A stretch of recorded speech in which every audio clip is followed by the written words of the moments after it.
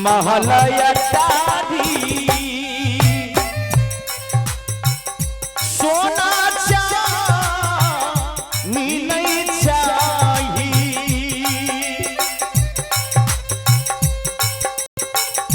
भरला बखारी में चाहिए मैया है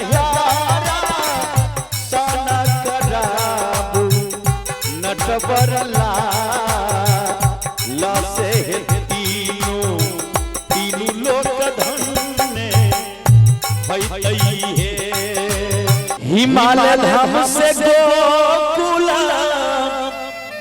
अइलखिन है।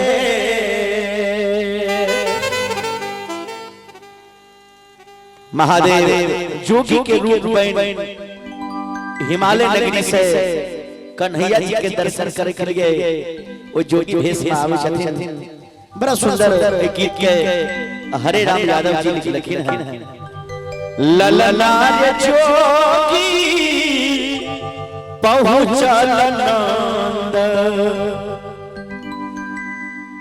नंद जी दुआर रहे यशोदा मैया जी से जी कह गई है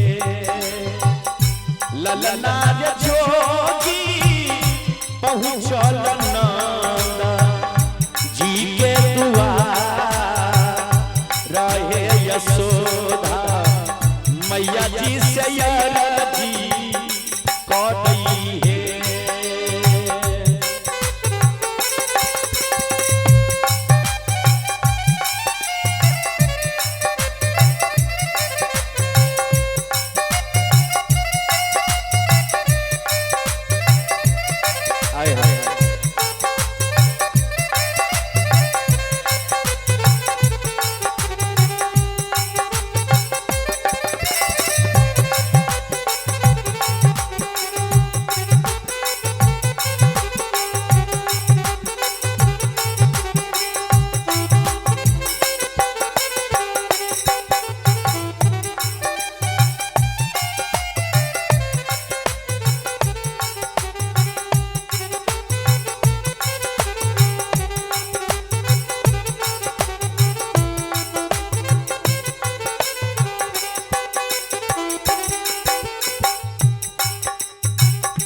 कृष्ण कन्हैया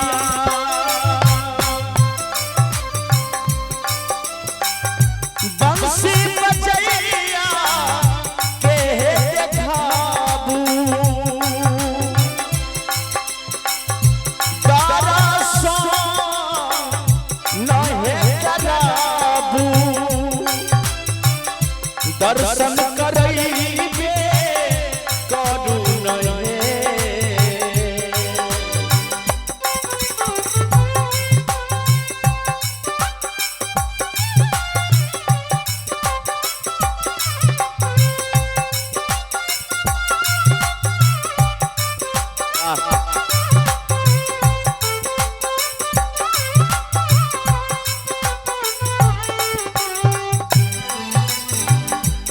जोगी बाबा कह छथिन जे हे यशोदा माय हमरा कनी कृष्ण कन्हैया के देखाबू कनी दर्शन करा दिया।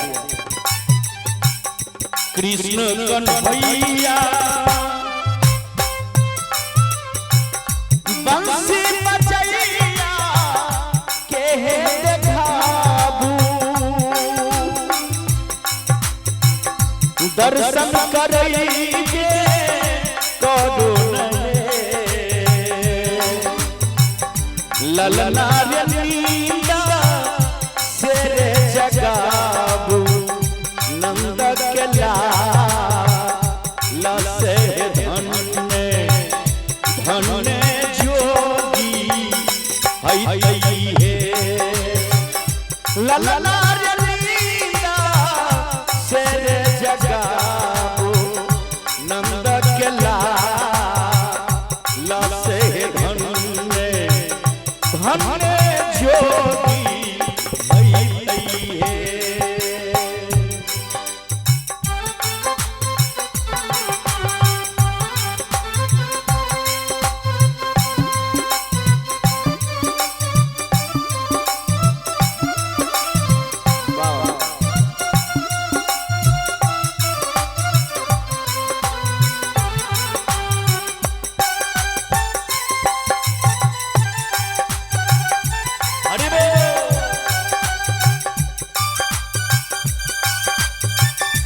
सीताराम।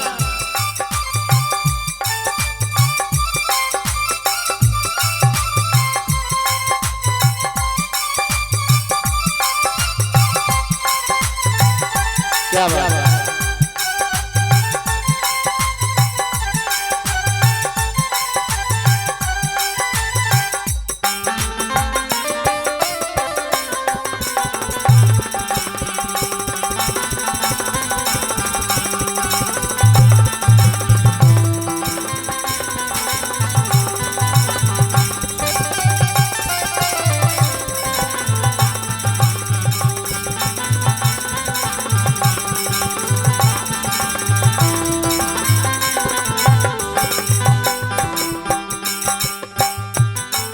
देखियो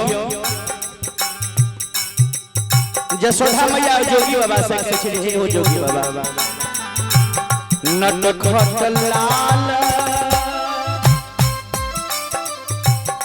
नंद गोपाल लहे नींदा नींदा से सूतला छठी न बाबा नींदा से सूतला छठी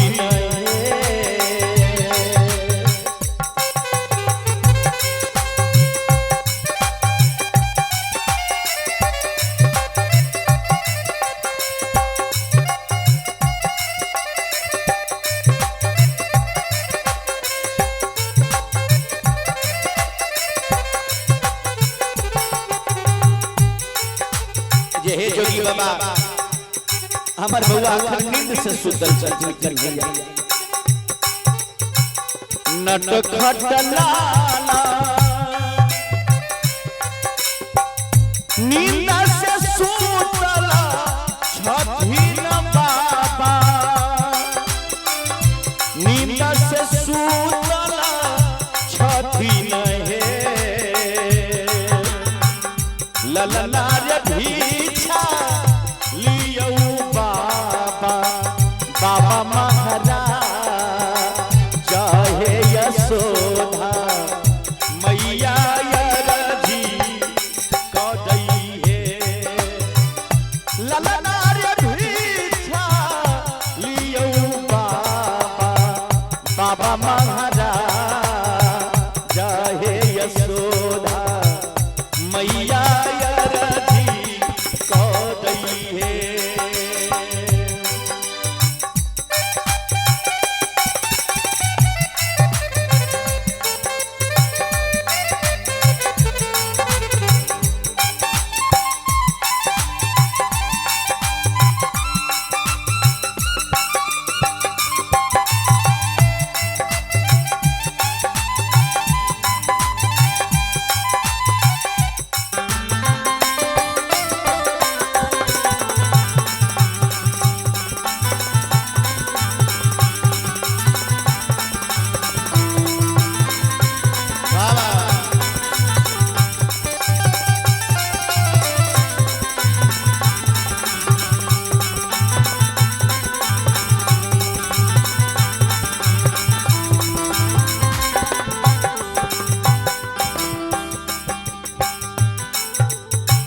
महादेव वो जोगी भेष में जसोधा माँ से कहे जे हे माँ महलया टारी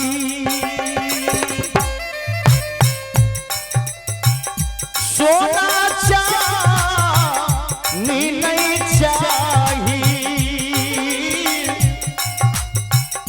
महलया टारी मैया महलया टारी नहीं चाहिए नहीं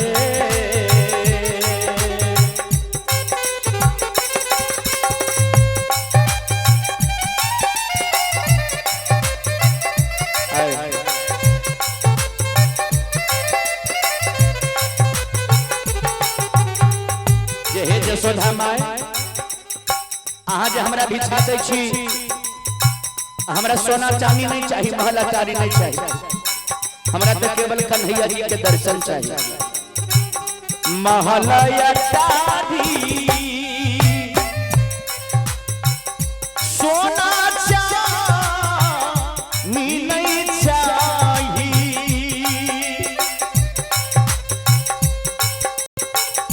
भरला बखारी में चाहिए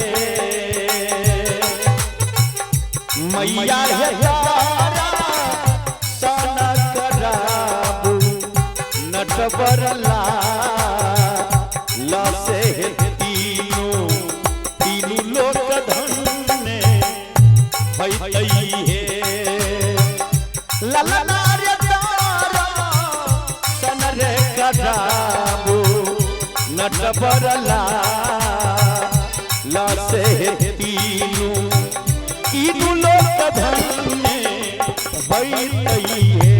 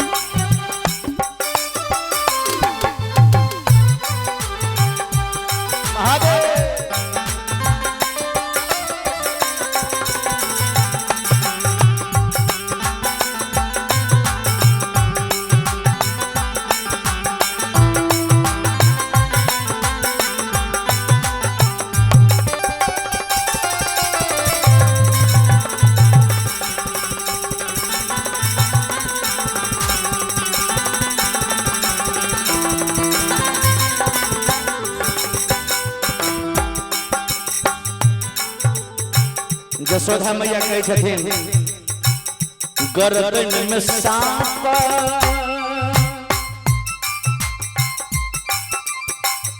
मुंडा के माला से त्रिशूल धा भी भगवान त्रिशूल धारी भगवान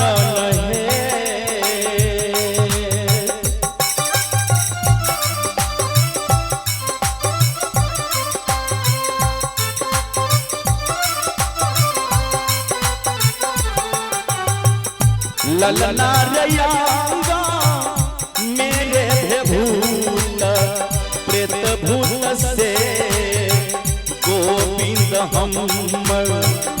हमरा डराइए जैतइए ललना रयांगा मेरे भूत प्रेत भूत से गोविंद हमरा डराइए जैतइए। हे जोगी बाबा अहाँ के जे गर्दन में सांप है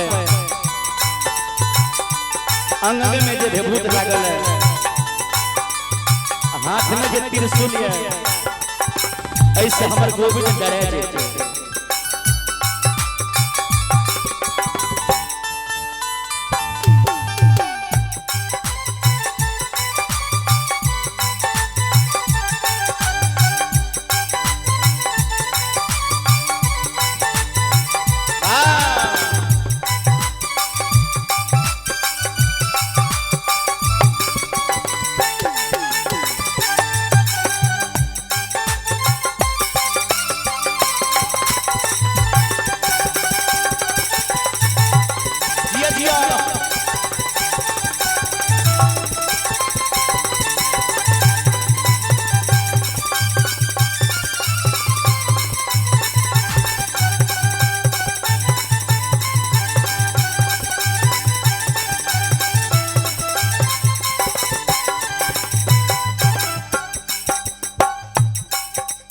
जोगी बाबा बतबै छथिन जेकरा से जगत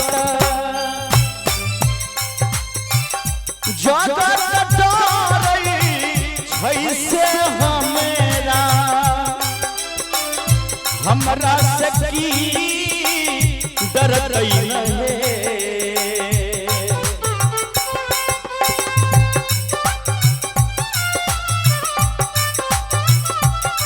हे जसोदा मामा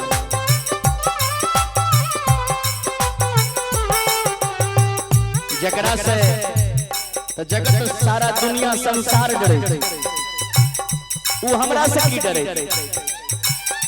ललना रे महिमा ही न कर अगमय पार रस कंस कंस के संहार करती रहे। ललना रे महिमा रे योग महे पार रस कंस कंस के संहार कर रही है। अंत में रास रचैया नाग के भाई या है कन्हैया बंसी बजा बैया कन्हैया बंसी बजैया छठी अंतर कर ताली बजा के मस्ती में सब आदमी जलाला रे जुगा जुगा जिए नंदलाल से शंभु के उद्धार है। हे ललना रे जुगा जुगा जिए नंदलाल से शंभु के उद्धार है। भक्त के उद्धार करे बाबा भक्त के उद्धार करे भोला भक्त के उद्धार करे ललना रे जुगा जुगा जिए नंदलाल से भक्त के उद्धार